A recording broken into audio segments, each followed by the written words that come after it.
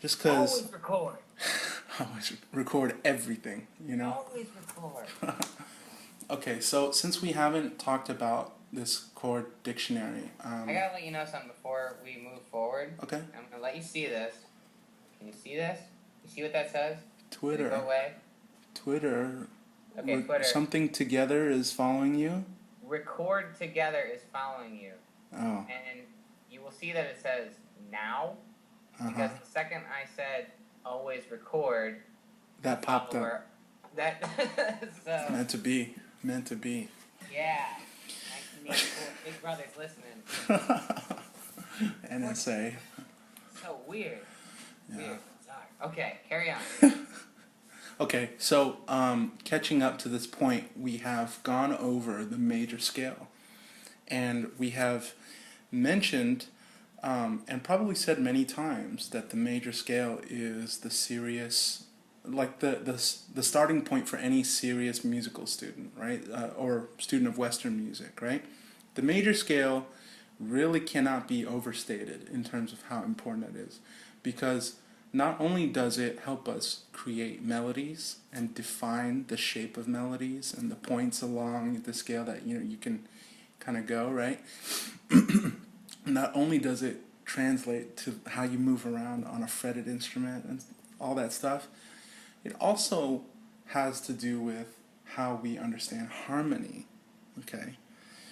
So the big theory about harmony is that the relationship between the notes, you're going to hear me say this a million times, the relationship between the notes is going to directly affect how you feel about the notes in harmony, okay? So for instance, if I play these two notes, they, number one, feel very, that's a little out of tune. They, for one, feel kind of far apart, but they're kind of consonant, right? You have some kind of harmoniousness, there's a togetherness or a pleasantness about the two notes, right? So I'm going to augment the chord by a half step. And I say a chord because I'm playing two notes at the same time. I can even strum them and play them together simultaneously, okay? That would be the difference between playing a chord melodically and harmonically. So that's like a harmonic way of hitting a chord, right? All the notes at once. But let me augment that chord by a half step, right? Now, if you were kind of already familiar with what an augmented octave sounds like, it's going to sound terrible, okay? Yeah. Here we go. That doesn't feel good.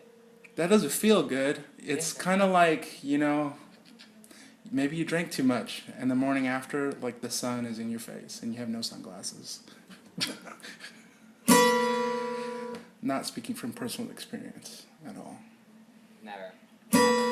So that was just one half step different from the octave. If you remember, octaves are 12 half steps. That was 13 half steps. 13 half steps sounds that different from the nice,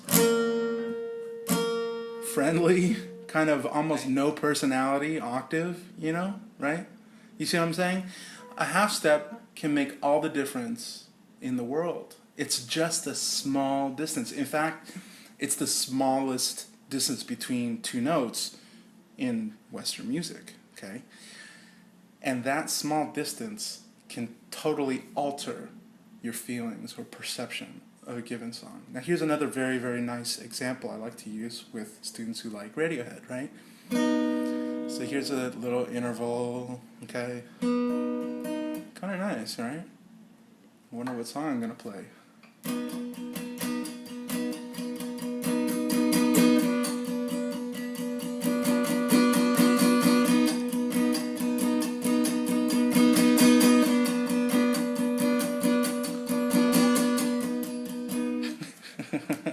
I already got the dance vibes going from like two notes. But it's like that first interval was nice and kind of pleasant on its own. If I played it kind of by itself, it'd be like, it could start a Snow Patrol song, you know. But if I played it like this, right, and I follow it immediately with a chord, or you could even say interval meaning distance, right? You could play that chord and follow that chord with a chord that is a half step lower, meaning like the chord kind of compressed a little bit. The relationship got a little closer by a half step. That chord was a 4 half step interval, and then it became a 3 half step interval. And so it went from what's called a major third to a minor third. Okay, now a minor third by itself, maybe not like, I'd say, super harsh on the ear, you know. It's maybe a little bit more melancholy, right? People like to say major is happy. Gloomy, kind of dissonant. Right. You could say, a lot of people say major is happy and minor is sad. I feel like it's a really big oversimplification, but it's effective. It works, you know.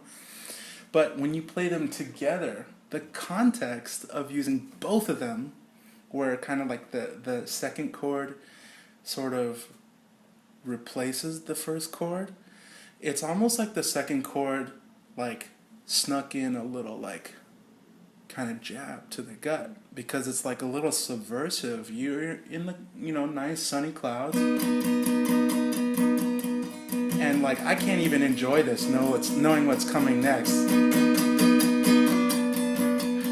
It's just kind of, oh, what, you know, and it's just kind of like that big shift. And again, the point being, like, I hope I'm not belaboring this. I don't know, maybe I can't belabor it. But the point I'm making is a half step.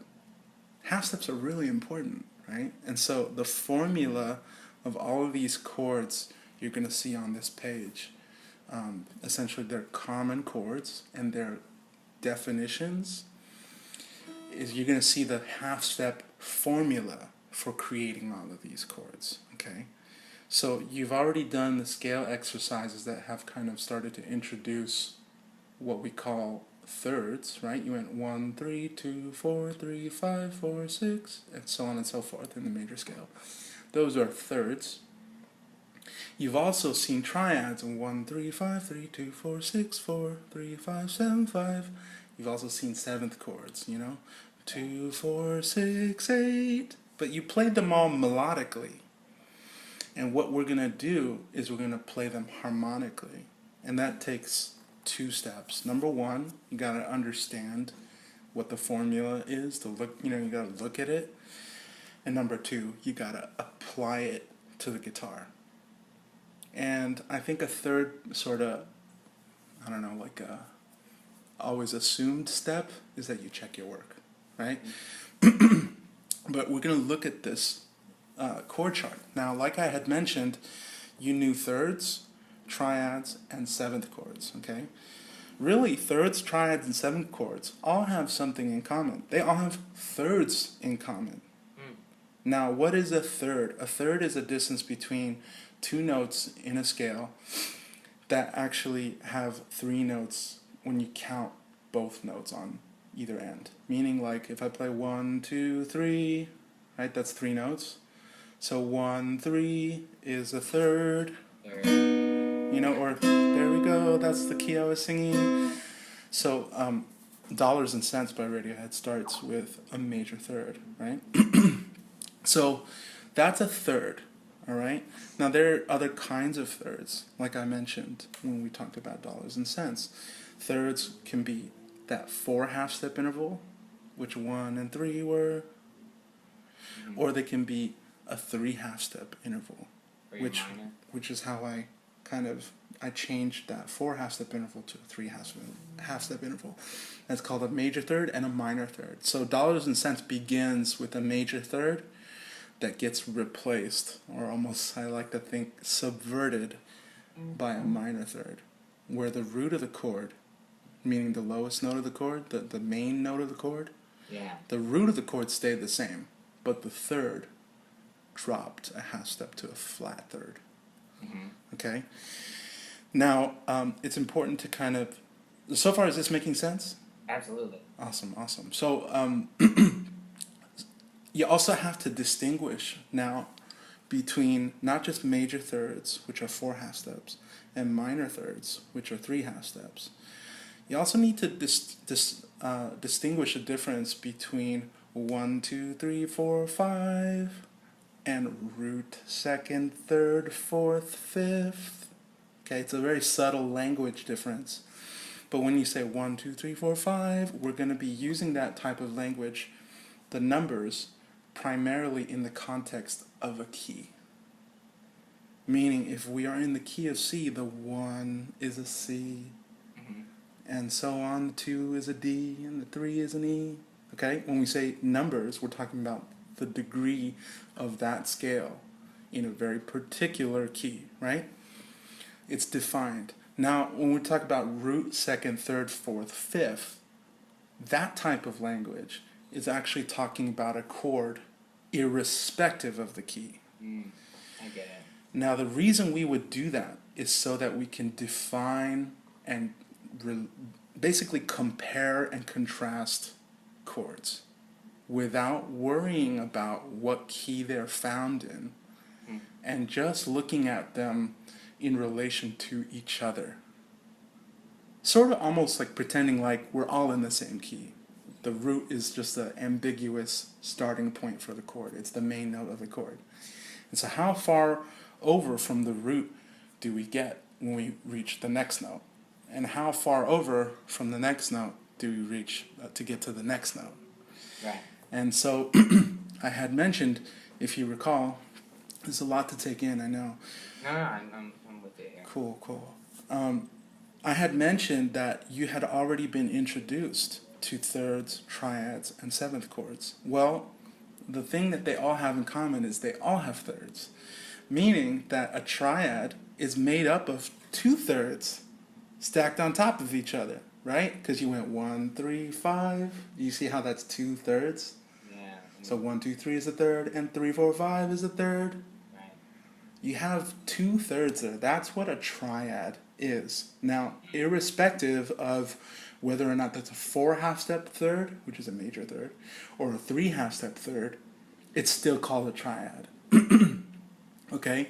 The major third at the bottom and the minor third on the top, in the case of 1, 3, 5, that's actually still called a triad, even though the 2 thirds are a little bit different, in case you were wondering.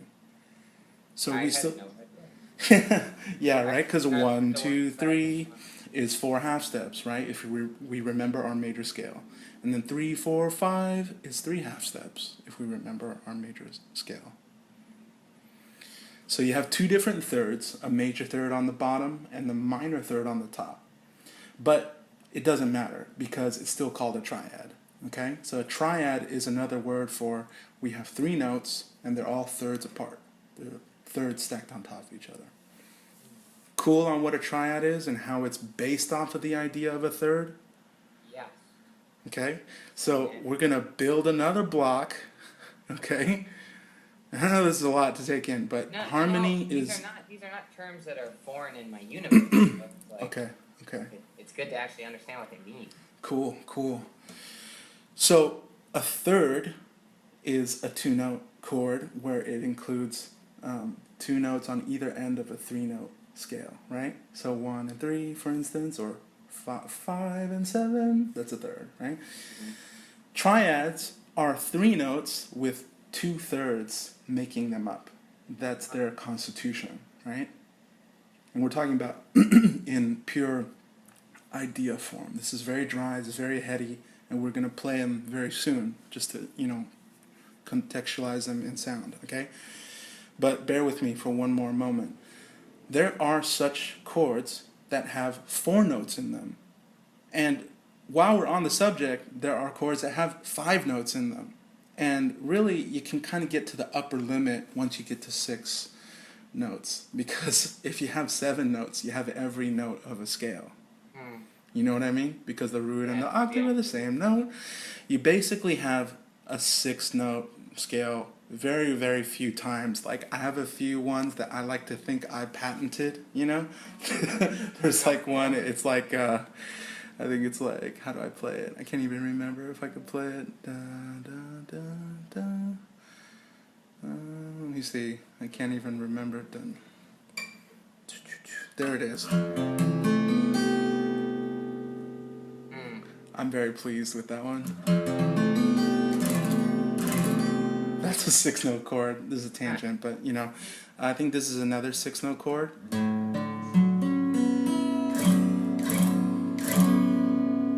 There is a lot going on there, right? Yeah. Versus just, you see what I'm saying? That's like minimal compared to those chords, right? It's like a French, you know, rack of lamb versus like a bowl of cereal, right? I get you. Yes, it's complexity. Right, right. So that idea of there are, you know, certain numbers of notes in chords, right? By far, the most common number of notes in a chord, 3, triads. Triads are the most popular chord, okay? 3 notes, 2/3 apart when the triad is, you know, kind of in its reduced vague, reduced, I guess you could say, not vague, but it's, when it's in its reduced pure ideal form, okay? So that's what a triad is, because you could technically play, you know, a triad, and most people don't play it like that. Most people play a C chord like that, because your triad now, your C major triad, has some of the notes that are actually doubled. Right. So, like, when I say the pure ideal form of a triad, I mean just, you know, you cut out the extra notes and then you kind of just see what the chord is. Yeah. You see what I mean? Yeah. Okay, so we have a third. I promise I'm getting to the point. I'm with you. Good. Man, much appreciated. You're a trooper. So here's a third. That's 2 notes, 3 scale degrees apart. That's why it's called a third. Then there's a triad, which has 3 notes, and they're 2/3 stacked on top of each other, irrespective of what type of third, major third or minor third, 4/2 step or 3/2 step. And then there's such a thing known as a 7th chord. Fumbling over my words. So the 7th chord is 4 notes, and it's composed of 4 notes stacked in thirds. So can you see how the thirds, the triads, and the 7th chords are all related? They're all built using the same building blocks. And those building blocks came from the major scale, right? So now, an example of a triad, which is by far the most popular chord formation, is a root, a third, and a 5th. There are variations on that: a root, a flat third, and a 5th. And we'll get to all that stuff when we play these chords and build them up on the guitar. And then there's a 7th chord, which maybe not as common as the 3-note chords, the triads, but still you gotta learn them because they're everywhere as well, right? And you might see a root, a third, a 5th, and a 7th. That's what makes a 7th chord. So if people were telling you, why do people have names for these chords? Oh, major 7, dominant 7, half diminished 7. Why do people even say these names? Because it would be an absolute waste of time and words to tell everybody every note that you had played in every chord.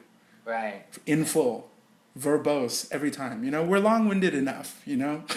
The idea is that you have a name for it, and what that does is it compacts the idea down so that you can communicate a whole lot musically in a very brief kind of way, right? So that's the whole idea behind naming chords. And naming chords begins with knowing the major scale. Because when you know the major scale, then you can understand where the heck these thirds came from and why certain ones are going to sound like, oh, that does sound major. And certain ones sound minor, and so on and so forth. And so basically, you with me? That was my spiel on chords. Very, very good. Very good. Do not be self-conscious of your spiel. It's just a lot. It's just a lot to, you know. Your visual aid here is helping me. Sweet, sweet. Okay, so from rows 2 through 13, you have a dictionary. Now, people have chord dictionaries, right? They, you know, buy a book of chords. And what that book of chords does is it gives you, you know, pictures and a little bit of music theory information, if it's a good one. And it tells you where to put your fingers, and it tells you the name of the chord and the chord symbol and how you're supposed to arrange your fingers on the fretboard. And you play it. And if it's really good, it'll give you multiple versions of that chord and how to, you know, multiple shapes, right? Right, you post it on your wall, and then people really don't look at it after that. Look at it ever. And you can keep this chord dictionary with you. All, you know, you can flip through it, you can bring it to every gig or whatever. But the truth is, you're much better off musicianship-wise if you understand the work that the person who wrote that book has already done, mentally, musically. Because what you're going to do is you're going to take the idea of the chord and you can put it anywhere, even where the guy who wrote the book didn't put it, okay? I'll just give you a few examples. Number one, I already played you. You're never going to find that chord, that 6-note chord in a chord book. Maybe a crazy jazz, like avant-garde book, right?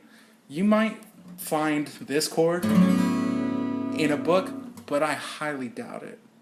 Okay, these are 6-note chords, and they come from theory because I thought, hey, I want to play a chord that has, you know, 6 notes in it, and it's going to have a root, a third, a fifth, a seventh, a ninth, and a 11th. That's what I thought to myself when I'm gonna figure out a chord. You see what I'm saying? Those are all triads, right? They're all thirds. They're all thirds. The big umbrella term for this is tertian harmony or tertial harmony, which just means harmony based on thirds, and thirds are based on the major scale. Okay, so it's all going back to day one, major scale, right? So you're not going to find these chords in a book really, and I kind of created them based off an idea, and I wanted to challenge myself and find a richer, more layered, complex sound when I was playing a certain chord, you know? And so I wanted to make it a little bit more, yeah, there's more going on. This is bittersweet chocolate now. This isn't just like, you know, simple syrup. So the whole idea of, you know, having armed yourself with a chord dictionary like this versus a chord dictionary you flip through is the chord dictionary like this is in its purest form, and it can take shape wherever you want it to go. So I wrote a song for my band several years ago, and we had this pretty cool part, or in my estimation it was a pretty cool part. Na na na na na na na na na na na.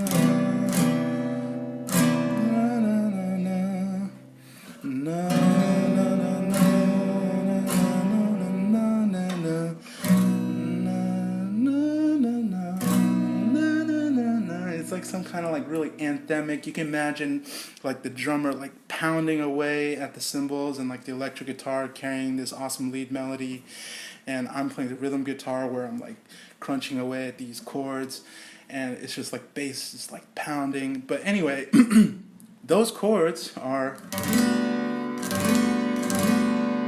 I don't even remember the names of them, but that is a 5-note chord. This is I believe it's a 4-note chord, but it implies a 5-note chord. We haven't really talked about that, but this one, this is a really weird one too, right? This is a 3, 4, 5, 5-note chord again, and then when I play it in context, you got.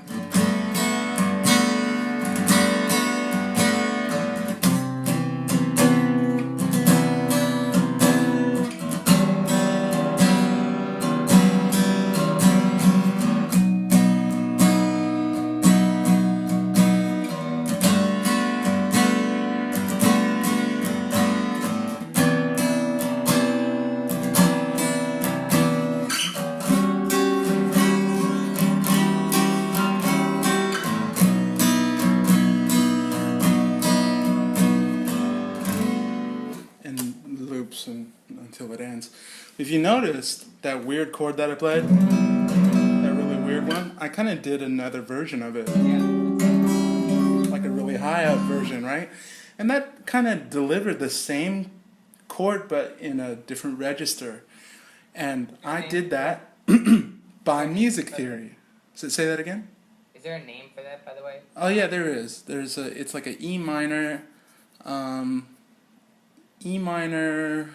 Oh, not. forgive me. I mean, is there a name for? I'm playing this chord, but I want to play it up here somewhere else. Oh, just play a different voicing of that chord. Voicing. Okay. Voicing, yeah. So if you imagine there are 6 voices on the guitar, and the 6 voices are singing lower here, and then on this version, 4 of them decided to sing higher, like an octave higher, and they switched parts. Right. So that's where the voicing term I think comes from. But yeah, that one.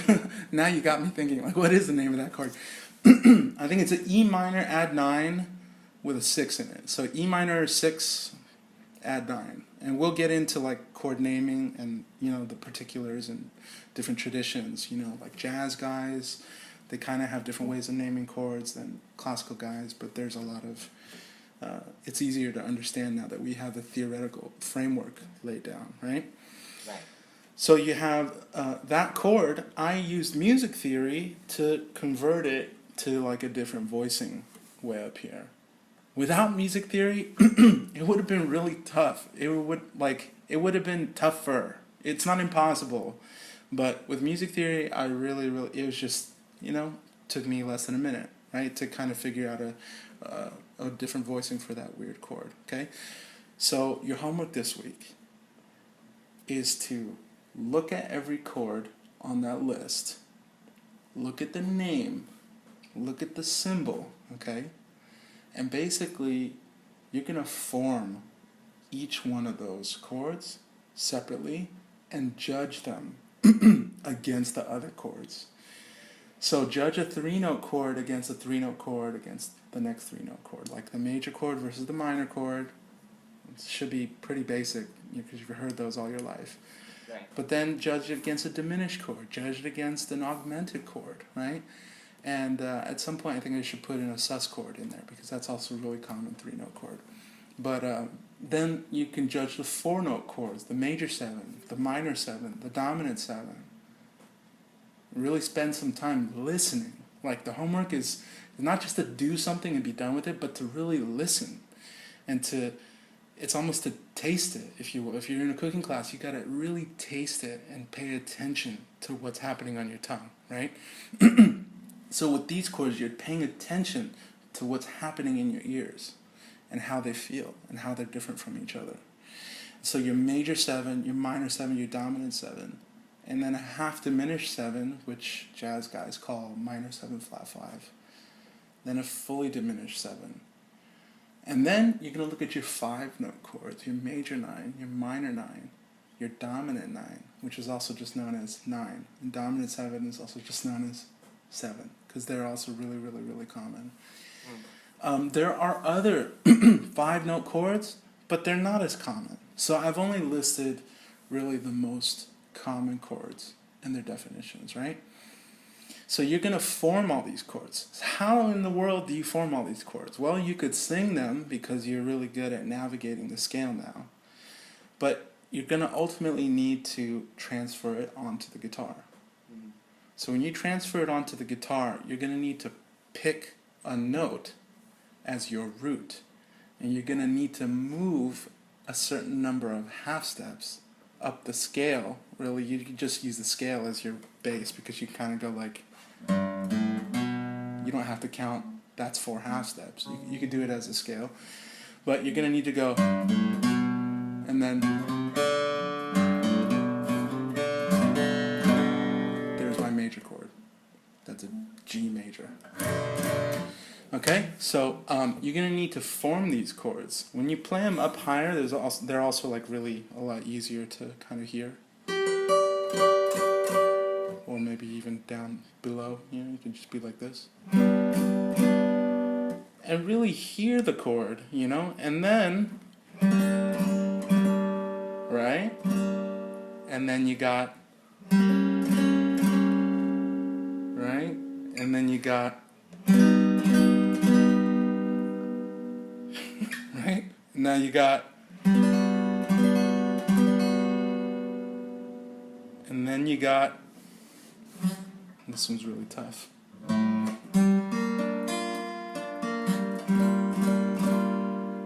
There's got to be a better way to play that one. Then you got this one.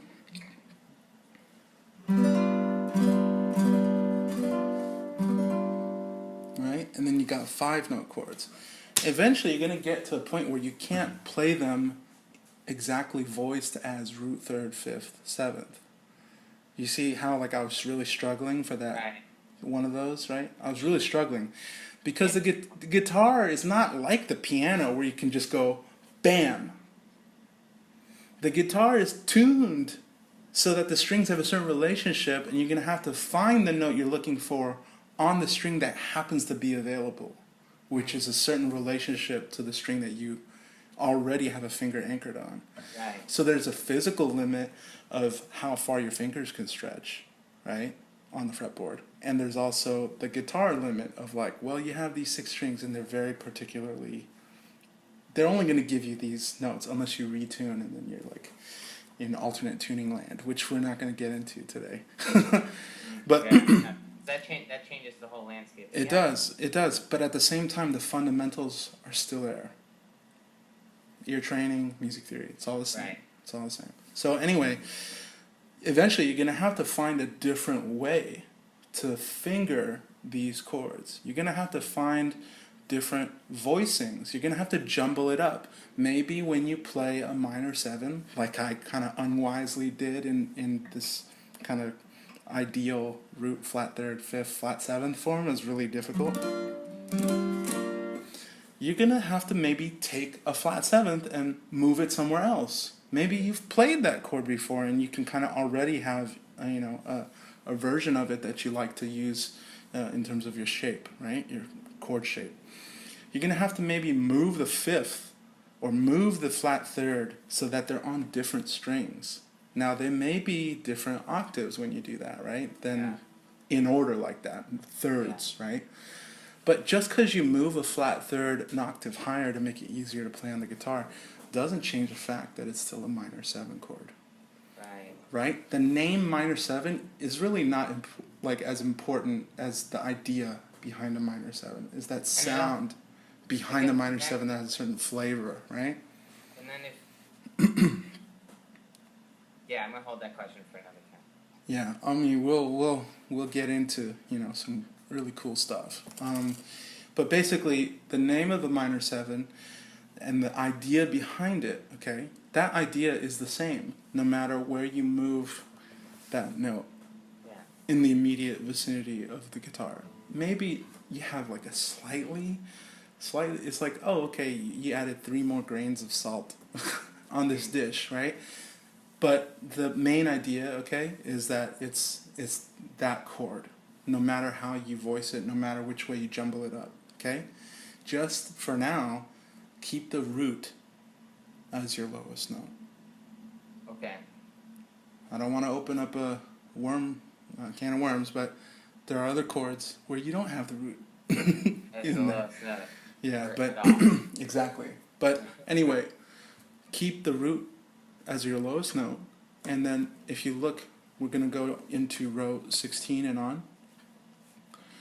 There is an example where I tab out a chord, and it's like, I'll do it this way, okay? X0 2 2 2 0, and that's your A, and I decode the fret and the tab right into note names. A E A C sharp E, and the A is the root, obviously. The E is the 5th. The A is a root again. The C sharp is the 3rd. The E is the 5th. And then when you reduce it down, you see all the doubles gone. It's just A, C sharp, E, which is your root, your 3rd, and your 5th. And it should match exactly what you see on row 16 and 17. I like this a lot. Okay. So I've given you names of chords on the right, and you got to fill out everything else on the left. This will answer some questions. Okay. Yeah. So. But the chords that I'm already playing that I know, but I don't know personally. Yeah, yeah. You're gonna get more intimate with these chord shapes. They're no longer gonna just be shapes to you. They're actually gonna be sounds and relationships. For me, when I see a chord, there's the shape, but there's also root, fifth, ninth, 10th, which is also a third, and a seventh.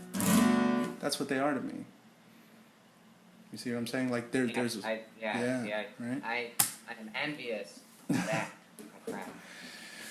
Cool, man. Oh man, that was good. That was a good download. So Thank you. Of course. You know, once I get going, it's hard to stop. But anyway, we couldn't get to your list today, which is fine because there's just lots of awesome stuff to do in the meantime, and the more of these chords that you're getting intimately acquainted with, the more prepared you're going to be when you look at your list tab. Now, when you filled out your list tab and took some notes, I assume, you made what notes you could, right? Now, I have no problem with going over the same songs again and again until you find more. So, since we didn't get into it today, maybe we'll use that as sort of just an excuse for you to listen to some of them again. And maybe with the new chord knowledge you have today, see if there are some interesting chords going on in the songs that you've already picked. I'm betting there are going to be some interesting ones. You picked Staircase. Even if you don't know what it's called, just be like, hey Warren, 205, that chord sounds incredible. Let's talk about it. Yeah, okay, so my notes were pretty broad. Yeah, broad strokes, right? So I can get picky, but I don't get picky. It's a good thing. Good. Right? Good. Awesome, man. Very cool. And basically, I think that's it. Cool. Next week, same time, yeah? No, I want to remind you. Oh, that's right. We're moving back to Monday. Convenient for you, convenient for me as well. Great. That's good. That's good news on my end. Mm-hmm. If you look at my list, I want to do you a service as a music fan, okay? And introduce me to some of the wild guess you are. Well, here's the problem is that I don't want to it's not gonna ruin anything for you. Okay. But you asked me yourself. But the album, yeah. It's an album. I got you. So I got you. These are off of 3 different albums. Yeah. You do whatever you want. It's like eating the pizza without the crust. That is what you're doing. Okay. But that was how I was introduced. Okay, no one sat me down and was like, "You gotta hear these guys." But in your Google Drive, I have sent you. Yeah. Appreciate it. Yes, and then I feel like having done that, we can the rest is up to you. Where we can move forward. You can even put some more songs on that list, man. There's no limit. Okay, cool, because it can get long. Yeah. Just keep it, I'd say, no more than 20. 20? Cool. Yeah. Let's just use that. Yeah. Okay, so let me put that down, okay? So homework, Please just to make sure. Okay, homework. Chord dictionary page. Fill it out. Work out each chord on the fretboard. Now the other piece of homework is fill out list page more thoroughly. Thank you. Alright? Get specific. Okay, good. Up This is going to be a long seconds. list. Okay? Yes. Quite alright with me. Cool, man. Okay, so, oh yeah, would I have, you didn't really talk that much during this, but would I have your permission to upload the recording that I've been making of us talking about the chord dictionary. For anytime. For educational purposes for other people. Yes. Are you recording me giving you my permission right now? Because you should be. You have my permission. To do that, of course. In the name of science and posterity, please spread the musical message. Yeah, man. People have been asking me where I've been on YouTube because admittedly, man, I'm like, I really miss it. But at the same time, like, I took a step back from making videos. There's a lot of stuff going on in my life. But I'm itching to get back in it, you know. It's just, there's a lot of inertia, if you know what I mean, you know. Videos take me so long. I could see Content just takes me forever. You know, what you see in those 5 or 10 minutes, it's like, man, there's a lot that goes into those. But I dug a little deeper now that I'm familiar with your, I don't want to say process, I don't want to say approach, familiar with you, and so I've kind of been looking into some other songs just to kind of like fill my time. And I was really impressed that you had Drop the E? Yeah, you know. Lotus Flower, I looked at the date, I was like, there's no way that, what was that, within like a week? Or same night, actually. Same night that Tom York debuted at the Echoplex. Yeah. Damn. You can do that too, you know, if you're working on connecting what you hear with what you play, right? That's what it's all about. Wow. Yeah, that. It's not for everybody. It's not for the faint of heart, you know. It feels the shortcuts that I'm getting on a weekly basis. I mean, the results that I have seen. This is our 3rd lesson. Because I'm someone who plays music every day. Well, you got to give yourself credit too, you know. Well, you also have a lot to work with. It's good. Yeah, I do. I'm glad that we have some good, some fertile clay to be molded. But I would say that it is really a lot of fun now to not. I kind of sidestep some of the brambles. Mm-hmm. You know, like, what am I doing here? Oh yeah. We're taking the most direct path, man. It's great. It's fantastic. It's like, straight to it. And that's brutal. That's brutal for some people because it's so heady, you know, very dry, and at points tedious. But it's all worth it. Anyway, so yeah, like this is good. We'll probably just leave this here because if I keep going, man.